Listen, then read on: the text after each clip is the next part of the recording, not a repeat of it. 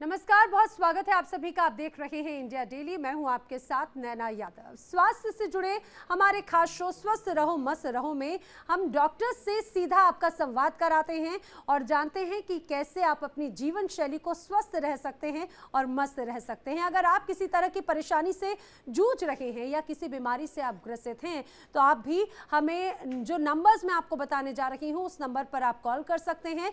Number है 0120312811। इसके माध्यम से आप हमारे साथ में जुड़ रहे डॉक्टर्स के पैनल से संपर्क कर सकते हैं। उनका समाधान जो है वो आप उनसे जान सकते हैं और आपकी बीमारी खत्म करने में, आपकी बीमारी को ठीक करने में ये डॉक्टर्स और हम आपकी मदद करेंगे। आज जिस विषय पर इंडिया डेली बात करने वाला है वो बेहद ज़रूरी विषय है। ये ऐसा विषय है जिससे मुझे लगता है हर देश का दूसरा व्यक्ति इस बीमारी से ग्रसित है या फिर उसके इर्द गिर्द है। आज हम बात करेंगे मानसिक समस्याओं की, मानसिक रोगों की। हमारे साथ में जो डॉक्टर्स का पैनल है वो आपको बताएंगे कि कैसे मानसिक रोगों से आप बच सकते हैं।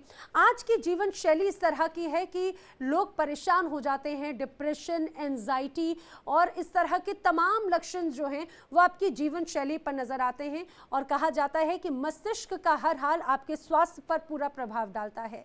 इसीलिए मानसिक रूप से अगर आप स्वस्थ हैं तो आपका तन मन सब स्वस्थ रहेगा। लेकिन आखिर ये होगा कैसे, ये हमारे साथ में जो डॉक्टर्स का पैनल है वो हम उनसे जानेंगे। आखिर मानसिक रोगों से बचना कैसे है, इनके क्या लक्षण हैं, ये हम आपको बताएंगे। हमारे साथ में जो खास मेहमान हैं एक बार जल्दी से मैं आपको उनसे मिलवा देती हूँ। देखिए, 3 खास डॉक्टर्स हमारे साथ में है। मनोचिकित्सक डॉक्टर शुभम नारनोली जी इस समय मेरे साथ में है, बहुत स्वागत है सर आपका। अनुराग वैश्य जी इस समय हमारे साथ में है, मानव व्यवहार वैज्ञानिक हैं, बहुत स्वागत है सर आपका। डॉक्टर स्वाति महेश्वरी भी हमारे साथ में जुड़ेंगे, इंटरनल मेडिसिन से हैं। साथ ही डॉक्टर राजीव रंजन जी भी हैं, निदान mother and child care hospital से। सर बहुत स्वागत है आप सभी का। मैं डॉक्टर्स का रुख करूं लेकिन अपने दर्शकों को बताती चलूं, अगर आपके भी कोई सवाल हैं तो आप हमारे साथ में जो नंबर्स लगातार हम आपको टीवी स्क्रीन पर दिखा रहे हैं उन नंबर्स पर आप हमें कॉल कर सकते हैं। लेकिन पहले एक रिपोर्ट देखिए। ईश्वर ने हमें कितना सुंदर जीवन दिया। कई जन्मों के बाद मनुष्य योनि में जन्म मिला। जब आते हैं तो जश्न होता है, जब विदा लेते हैं तो दुआएं पढ़ी जाती है। क्या नहीं है हमारे पास कश्मीर की बर्फीली वादियां, गोवा का अथाह समंदर, भोपाल की झील और राजस्थान का रेगिस्तान। हम भारतीयों को प्रकृति से भरपूर मिला, हमारी अपेक्षा से कहीं ज्यादा मिला। लेकिन ये अपेक्षा रुकती कहाँ है, थमती कहाँ है। इन्हीं अनंत अपेक्षाओं ने हमें मानसिक रोगी बना दिया। जो भारत योग और ध्यान का वैश्विक केंद्र था, वहां अब मेंटल हेल्थ का साया है। वो साया जो दिखता नहीं लेकिन अंदर ही अंदर मनुष्य को दीमक की तरह खोखला कर देता है। इंसान का दिमाग मेंटल हेल्थ के कुचक्र में फंस जाता है। वो हमेशा बेचैन रहता है, अकेलेपन में अंदर ही अंदर घुटता है। न बोलने के लिए शब्द रह जाते हैं, न सुनने के लिए मानसिक क्षमता। वो परिवार में रहकर भी अकेला होता है, वो भीड़ में रहकर भी अधूरा होता है। अकेलापन उसका जीवन हो जाता है। वो कभी किसी नदी में छलांग लगाकर स्वयं को समाप्त कर देता है तो कभी किसी बिल्डिंग से कूदकर अपनी सांसों को पूर्ण विराम दे देता है। कभी जहर खाकर खुद को खत्म कर लेता है, कभी पंखे से लटककर अपने ख्वाबों को जमींदोज कर देता है। दौड़ भाग की इस जिंदगी में मेंटल हेल्थ बहुत सामान्य है। हर कॉलोनी में न जाने कितने मनोरोगी हैं जिन्हें खुद भी इसका एहसास नहीं कि वो बीमार हैं। हमें उस इंसान का साथ देना है जो इस मानसिक बीमारी के जाल में फंसा है। हम सबको मिलकर उसे उबारना है, इस पार से उस पार लगाना है। क्योंकि एक जिंदगी से कई जिंदगियां जुड़ी हुई है, एक धारा से कई धाराएं मिली हुई हैं। अगर एक जिंदगी को भी बचा लिया तो आने वाली कई पीढ़ियों को स्वस्थ बना दिया। इंडिया डेली पर आज इसी विषय पर बृहद चर्चा होगी। मेंटल हेल्थ के बुनियादी लक्षणों को बारीकी से समझा जाएगा। इसके जंजाल से छुटकारा पाने की संजीवनी मालूम पड़ेगी। Bureau report, India daily. तो आपने ये रिपोर्ट देखी, रिपोर्ट एक झलक मात्र है और इसके माध्यम से हम समझ सकते हैं आज की जीवन शैली लोगों की बदल चुकी है, लोगों का खान पान बदल चुका है, व्यस्तता काफ़ी ज़्यादा है, लोग तनाव ले लेते हैं जीवन की अलग अलग छोटी छोटी घटनाओं से और कई बार ये तनाव अवसाद में बदल जाता है। और हम देखते हैं चाहे वो छोटे बच्चे हों या फिर कई वर्किंग लोग, वो सुसाइडल अटेम्प्ट तक, ये जानलेवा कदम तक उठा लेते हैं।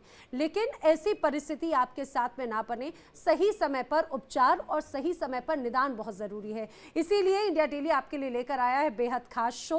हमारे साथ में जो डॉक्टर्स का पैनल है, हम उनसे जानने की कोशिश करेंगे। मेरे साथ में अलग अलग खास मेहमान जुड़े हुए हैं, लेकिन पहला सवाल अनुराग वैश्य जी मैं आपसे करना चाहूँगी, क्योंकि कहा जाता है कि सबसे इम्पॉर्टेंट होता है जब कोई एंजाइटी है, जब कोई डिप्रेशन है, कोई मानसिक रोग है, तो कहा जाता है उसका ह्यूमन बिहेवियर चेंज होना शुरू हो जाता है। और आप वैसे भी मानव व्यवहार वैज्ञानिक हैं, तो आप ज़रा ये समझाने की कोशिश कीजिए वो बेसिक कौन से ऐसे सिम्टम्स होते हैं और वो बदलाव किस तरह के होते हैं सर। नैना जी धन्यवाद।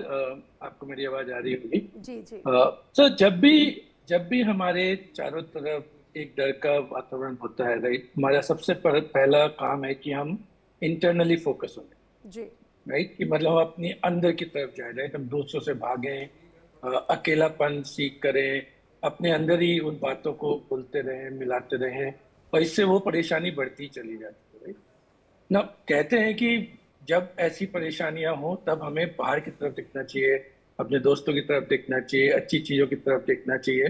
But the brain is not design like that. Brain का डिजाइन है कि अगर कोई चीज आपको डरा रही है तो आप अपने इंटरनल फोकस करें, किसी चीज पे बहुत जोर से फोकस करें, इधर उधर ना देखें, भागें दौड़ें, राइट, किसी तरह वहां से भाग जाए, राइट। और ये भागने की जो प्रवृत्ति है वो डर के लिए बनाई गई थी, लेकिन आज हम उसी चीज को स्ट्रेस के लिए यूज कर रहे हैं। जब स्ट्रेस होता है हम वही चीज करते हैं जो हम डर के लिए करते थे, जबकि हमें नहीं करना चाहिए। तो ये जो चेंज है बिहेवियर का, वो आसानी से नहीं होगा, क्योंकि हमारे ब्रेन ने हजारों साल से ये हमारी कोडिंग की हुई है, राइट। तो अगर आप चाहेंगे कि 2 दिन में वो चेंज हो जाए, ब्रेन इस स्ट्रेस को अलग से देखने लगे, भागे नहीं, उसकी तरफ बढ़े, कुछ अच्छा करे, वो जल्दी से नहीं होने वाला है। इसीलिए नजेस की जरूरत है, इसीलिए हमें अपने एनवायरनमेंट की प्लानिंग, एनवायरनमेंट चेंज की जरूरत है, जिससे कि हम इन चीजों को अलग तरीके से ट्रीट कर सकें, rather than the way we treat it. आप समझ पा रही हैं? जी जी बिल्कुल अनुराग जी, बहुत इंपॉर्टेंट बात है। लेकिन शुभम जी, एक और बात अहम हो जाती है। हम कहते हैं कि बदलते वक्त के साथ में, बदलती परिस्थितियों के साथ में किसी भी व्यक्ति पर उसका प्रभाव पड़ता है। मैं देख रही हूँ स्वाति जी भी हमारे साथ जुड़ चुकी है। स्वाति जी बहुत स्वागत है।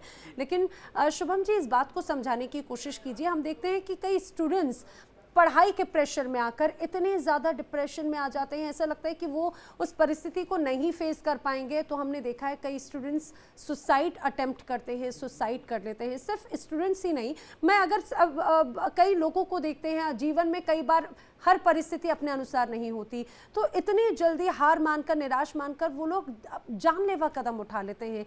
ये किस तरह की परिस्थिति होती है और उससे व्यक्ति को कैसे बचना चाहिए? बिल्कुल सही सवाल है आपका। पिछले कुछ सालों में हमने देखा है कि जो सुसाइड का न्यूज़ है वो काफ़ी हद तक बढ़ रहा है, ठीक है। तो इससे लोगों में भी परेशानी बढ़ रही है कि इतनी ज़्यादा सुसाइड कैसे बढ़ रहे हैं। बट सुसाइड के 2 पहलू हो सकते हैं। एक तो इंसान एक्यूट स्ट्रेस में आके सुसाइड करने की कोशिश करे, या फिर सुसाइड की भावनाएं उसके मन में आए, या फिर एक हम एंटिटी कहते हैं, एक डिसऑर्डर होता है जिसे हम क्लिनिकल डिप्रेशन कहते हैं। क्लिनिकल डिप्रेशन एक प्रॉपर बीमारी है जिसके तहत इस तरह के विचार आना स्वाभाविक हैं कुछ हद तक।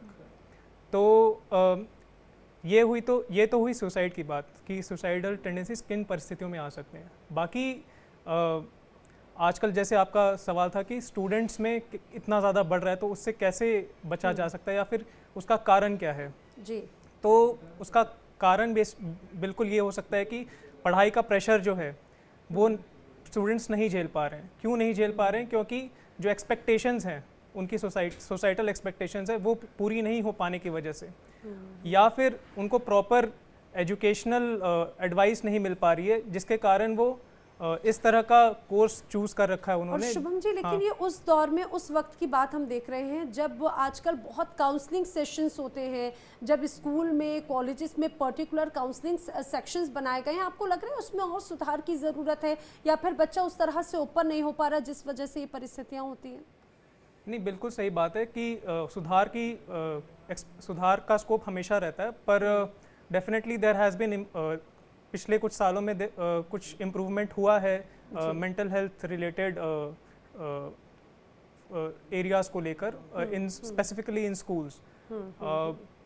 पर सुधार ये हो सकता है कि ट्रेनिंग ऑफ काउंसलर्स जो हैं वो बहुत ज़्यादा इंपॉर्टेंट हो जाता है इस एस्पेक्ट में, कि हम एडिक्वेटली उनको ट्रेन करें और उनको बताएं कि स्टूडेंट्स की स्पेसिफिक नीड्स क्या है और किस समय उन्हें रेफ़र करना है किसी प्रॉपर मेंटल हेल्थ प्रोफेशनल को। तो इस तरीके से और ज़्यादा हम इन इंसिडेंसेस को कम किया जा सकता है। देखिए, बहुत इंपॉर्टेंट बातें बता रहे हैं। मुझे लगता है खासतौर से हर स्टूडेंट के लिए, हर माता पिता के लिए, हर टीचर के लिए ये ज़रूरी है समझना कि आखिर जो उनका विद्यार्थी है उसके व्यवहार में क्या बदलाव हो रहा है, आखिर क्यों उसकी वजह है, वो अपने आप को क्यों इतना अलग अलग कटा कटा महसूस करता है। मैं अगला सवाल के लिए रुक करूँ डॉक्टर्स का, लेकिन अपने दर्शकों को बताती चलूँ आज का विषय बहुत ज़रूरी है, जिससे हो सकता है आप और हम हमेशा इन परिस्थितियों से दो चार होते हैं, लेकिन कई बार ये लगता है कि अगर मानसिक कोई समस्या है, अगर अवसाद है, डिप्रेशन है, तो हम किससे साझा करें। लेकिन आप यकीन मानिए हर चीज़ का उपचार है। हमारे साथ में ये खास मेहमानों का जो पैनल है डॉक्टर्स का, आप उनसे इस कार्यक्रम के माध्यम से जुड़कर सवाल कर सकते हैं। जुड़ना कैसे है मैं आपको बता दूं, लगातार टीवी स्क्रीन पे जो नंबर्स हम आपको दिखा रहे हैं उन नंबर्स पर आप हमें कॉल कर सकते हैं और डॉक्टर से सवाल कर सकते हैं। आपकी समस्या का समाधान इसी समय इस कार्यक्रम के माध्यम से हो सकता है। अगला सवाल मेरा डॉक्टर राजीव रंजन जी आपसे है। बहुत ज़रूरी हो जाता है, कहा जाता है कि कई बार कई ऐसे डिसऑर्डर्स होते हैं जो जन्मजात होते हैं, कई बार ये भी होता है प्रेगनेंसी के वक्त में कुछ ऐसी चूक या कमियां होती हैं, तो क्या ये भी हम देखते हैं कि उसका भी मेंटल लेवल पर उसका भी प्रभाव पड़ता है? क्या वाकई में इस तरह की परिस्थितियां होती हैं? जी हाँ, मैं कहना चाहूँगा कि ऐसे बहुत सारे कारण होते हैं जन्मजात बच्चों के साथ। जैसे कि अगर आप शुरू से ही थायराइड के पेशेंट हैं, बच्चे को थायराइड लेवल बढ़ा हुआ है तो उसका मानसिक विकास नहीं होता। इसीलिए आजकल जब भी डिलीवरी होती है तो पहले ही TSH लेवल टेस्ट होते हैं। कुछ कॉन्जेनोमैली भी होते हैं, कुछ सेरेब्रल पाल्सी के केसेस होते हैं जहाँ पे मेंटल रिटार्डेशन जुड़ा हुआ होता है। और साथ में एक बहुत ही बड़ा प्रॉब्लम आज के दिन में है स्पेक्ट्रम डिसऑर्डर, ऑटिज्म। तो ऑटिज्म को हम 7 से 9 महीने पे ही फाइंड आउट कर सकते हैं, जो कि आगे चल करके काफ़ी नुकसानदेह होता है बच्चे के लिए। और वो भी लगभग एक डिप्रेशन की तरह ही सिम्टम्स उसमें आते हैं, जहाँ पे वो आइसोलेटेड होता है, कम्युनिकेट नहीं करता है, स्पीच डिले होता है। जहाँ तक अगर हम बात करें डिप्रेशन की, तो सबसे ज़्यादा इम्पोर्टेंट पेरेंट्स का रोल है, वो बच्चों से कम्युनिकेट करें, क्योंकि कम्युनिकेशन ही उनके प्रॉब्लम्स को सॉल्व करता है। जो आज पीयर प्रेशर है, जो सफलता का मापदंड इतना ऊंचा है, उससे बच्चों पे काफ़ी दबाव होता है और उस दबाव को मुझे लगता है पेरेंट्स एक बहुत अहम भूमिका निभा सकते हैं।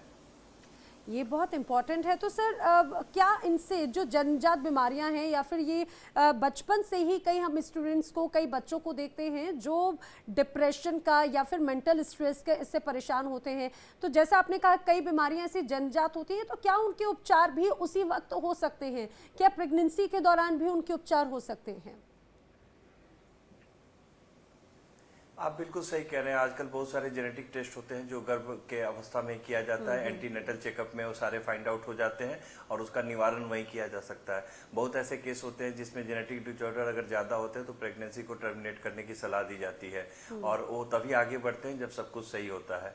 जहाँ तक अगर थायराइड की बात करें, अगर अर्ली डायग्नोसिस होता है तो उसका भी ट्रीटमेंट है। और ऑटिज्म से तो बिल्कुल बचा जा सकता है, क्योंकि ये कहीं ना कहीं हमारे स्क्रीन टाइम, मोबाइल और जो स्क्रीन की एक्सपोजर है उससे बच्चे डिल्यूजन में चले जाते हैं। तो कहीं ना कहीं इसमें पेरेंट्स का बहुत इंपॉर्टेंट रोल है, अहम रोल है। कम्युनिकेशन करें बच्चों से और उनको मुख्य धारा में जोड़े रखें। ये बहुत ज़रूरी है, ख़ास तौर से क्योंकि कहा जाता है कि जो रूट्स हैं, अगर वो रूट्स मजबूत होंगे, अगर वो रूट्स स्वस्थ होंगे, तो जाहिर सी बात है आने वाले वक्त में वो जो एक वृक्ष है वो स्वस्थ रहेगा, और उन तमाम समस्याओं को समझना भी ज़रूरी है। लेकिन डॉक्टर स्वाति महेश्वरी, अक्सर हम देखते हैं लोग मानसिक समस्याओं के बारे में बात करने से बचते हैं। अगर किसी को कोई समस्या है, लोग डॉक्टर के पास जाने से उनको लगता है अच्छा क्या मैं पागल हूँ जो मैं डॉक्टर का विजिट करूँ, अच्छा क्या मुझे ऐसी कोई मानसिक बीमारी है, लोग क्या कहेंगे कि मैं अपनी इस मानसिक समस्या के लिए मनोचिकित्सक का रुख कर रहा हूँ या फिर किसी डॉक्टर का रुख कर रहा हूँ। ये भी अपने आप में जागरूकता की बहुत कमी है। आपको ऐसा लगता है यही वजह है केसेस बढ़ते नजर आते हैं? बिल्कुल, ये बहुत ही अहम पहलू है। अगर हम बात करें डिप्रेशन की ट्रीटमेंट की, कि जो एक स्टिग्मा इसके चारों तरफ है, जो लोग सोचते हैं कि हमें साइकोलॉजिस्ट के पास नहीं जाना चाहिए या साइकेट्रिस्ट के पास नहीं जाना चाहिए, वहां जाएंगे तो समाज क्या बोलेगा, हमारे आसपास के लोग क्या बोलेंगे, ये एक बहुत बड़ा कारण है जो लोगों को पीछे धकेल देता है, और लोगों को जो एक जरूरी हेल्प चाहिए होती है वो उनको नहीं मिल पाती है, और वो और एक विशियस साइकिल में फंसते जाते हैं। इसलिए हमें ये समझना बहुत ही जरूरी है कि ये कोई ऐसा ट्रीटमेंट नहीं है कि ये पागलों का ट्रीटमेंट है, या हमारे दिमाग में इतना बहुत ज्यादा विकार हो चुका है कि इसकी वजह से हमें ये ट्रीटमेंट लेना पड़ रहा है।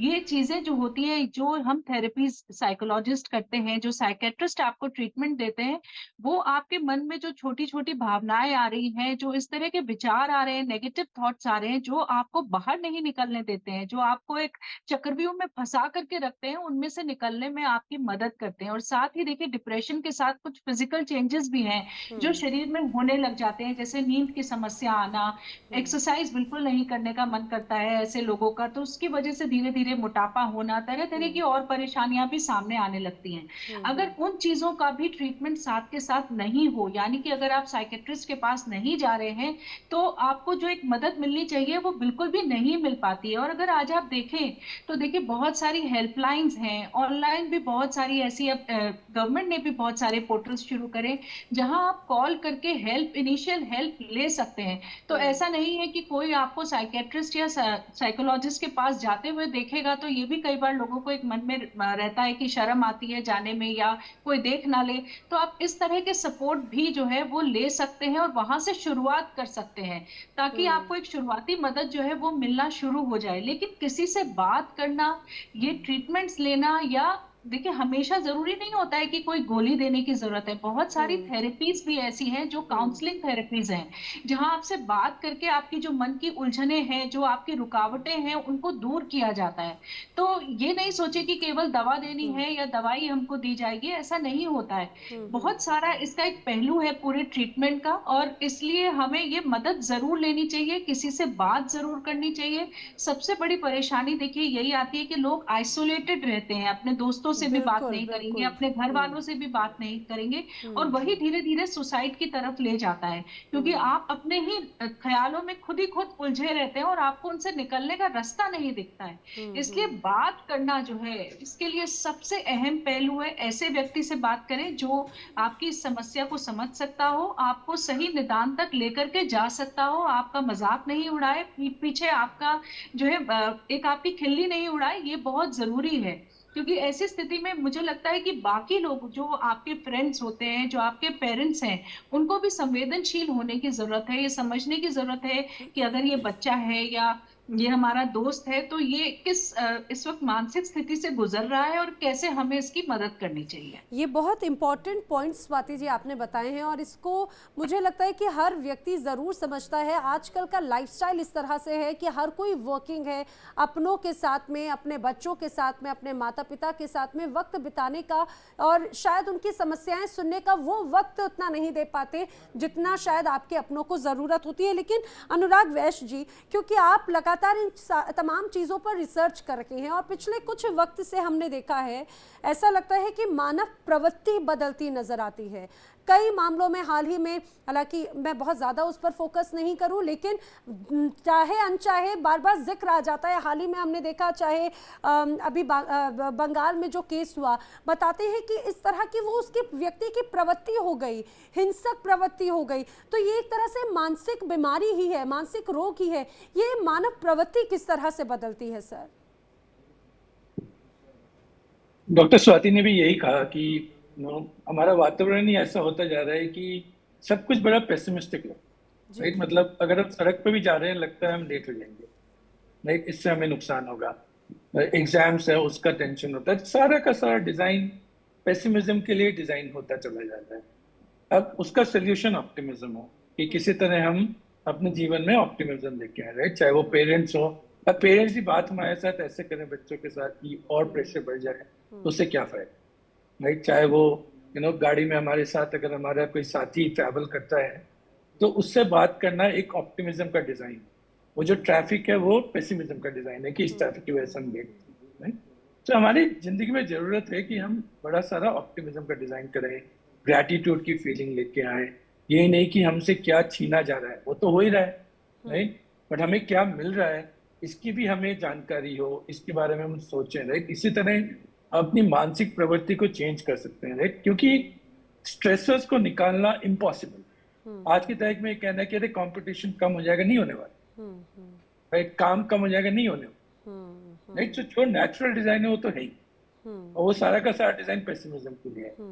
अब आपको अपना वातावरण ऐसे डिजाइन करना है कि आपके यहाँ थोड़ा बहुत ऑप्टिमिज्म हो। जो डॉक्टर स्वाति कह रही थी कि आप जाके दोस्तों से मिलो, मेरा इतना ही कहना है कि जो बंदा सफर कर रहा है वो अपनी प्रवृत्ति को चेंज नहीं कर सकता, राइट। हमारी जिम्मेदारी है कि हम उसके फ्रेंड्स हैं, हम उससे मिलें, हम उसके पेरेंट्स हैं, हम जाके उससे बातें करें, राइट, क्योंकि उसका दिमाग तो नैरो होता ही जा रहा है, राइट। उसको हम कहें कि अरे चलो दिमाग चेंज करो, उसके पास कोई मैजिक बटन है ही नहीं कि वो अपने दिमाग को चेंज करे। बट हमारे एनवायरनमेंट अगर सेंसिटिव है कि अरे देखो वो थोड़ा सा सुकड़ता जा रहा है, वो थोड़ा सा अकेलापन सीख कर रहा है, वो सोसाइटी से कट आउट हो रहा है, राइट, उसकी शक्ल पे शिकन है, राइट। तो हम अप्रोच करें और उसको उस सिचुएशन से बाहर निकालें, that is the only solution that I can see. बिल्कुल सर, ये डिप्रेशन की बात ज़रूर हो गई, लेकिन आखिर मानसिक बीमारियों से बचना कैसे है, ये भी बहुत ज़रूरी हो जाता है। परेशानियां तो हैं, लेकिन परेशानियों के समाधान किस तरह से हैं। कहा जाता है कि आपका शरीर अगर किसी परेशानी को लेकर आता है तो समाधान भी आप अपने शरीर के माध्यम से ही कर सकते हैं, लेकिन वो विल पावर होना बहुत ज़रूरी है। और शुभम जी, मैं अब आपसे समाधान को लेकर समझना चाहूँगी। जैसा मेरा सवाल अग्रेसिव नेचर को लेकर था, आजकल हम देखते हैं लोगों को गुस्सा आना, चिड़चिड़ापन होना, अकेलापन तो अपने आप में इसके एक सिम्टम होते हैं, लेकिन आखिर इनके समाधान क्या है? लाइफस्टाइल में ऐसे कौन से बेसिक चीज़ों को शामिल किया जाए जिससे इन अवसाद की परिस्थितियों से, मानसिक रोगों से बचा जा सकता है? गुस्सा आना एक सिम्टम है, वो उसके कारण बहुत सारे हो सकते हैं, ठीक है। तो उन कारणों को आइडेंटिफाई करना बहुत ज़रूरी है, ठीक है। पर जो बेसिक मेथड्स हैं जिस तरीके से हम इन सब चीज़ों से बच सकते हैं, ज़्यादा गुस्सा, चिड़चिड़ापन या फिर तनाव की स्थिति जो होती है, तो सबसे पहले तो जो हमारा इंटरपर्सनल रिलेशनशिप्स हैं लोगों के बीच में, उनको बेटर करना, उनको और ज़्यादा मजबूत करना, ये बहुत इम्पोर्टेंट है। आइडेंटिफाई करना कि आपके बीच के आपके रिलेशंस जो हैं उनमें क्या कमियां हैं और उनको सुधार करना, कंस्ट्रक्टिवली सुधार करना।